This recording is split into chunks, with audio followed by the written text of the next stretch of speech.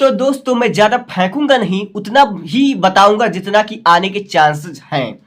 देखो पहला, अवतल उत्तल दर्पण से प्रतिबिंब का बनना, 100% ऐसे क्वेश्चन आते हैं।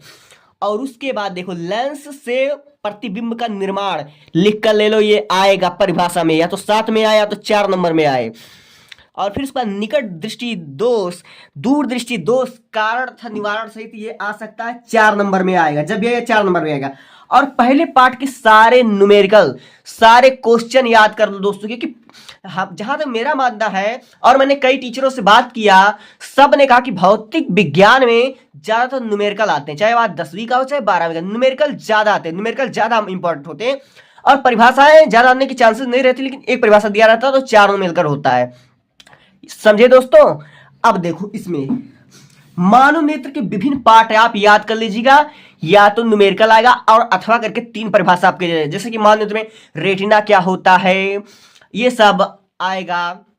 इसलिए मानव नेत्र के विभिन्न पार्ट, इसको आप याद कर लीजिएगा। और ओम का नियम बहुत दिनों से नहीं आया ना, वेरी वेरी इंपॉर्टेंट है, वेरी वेरी इंपॉर्टेंट है, ये लिख कर ले लो, आएगा 100% आएगा।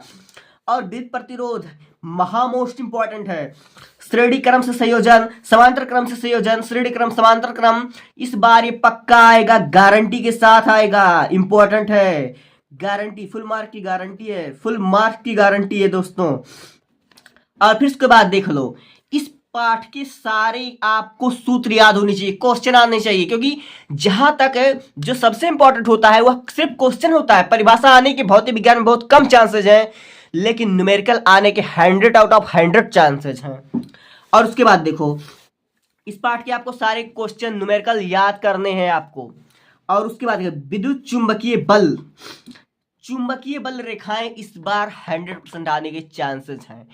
अब देखो, फ्लेमिंग के दाएं तथा बाएं हाथ के नियम, इसके 99% चांस है दोस्तों कि ये आएगा, क्योंकि पिछले वर्ष भी आया था और इस वर्ष भी आने के इसके चांसेस लगातार बढ़ते रहे।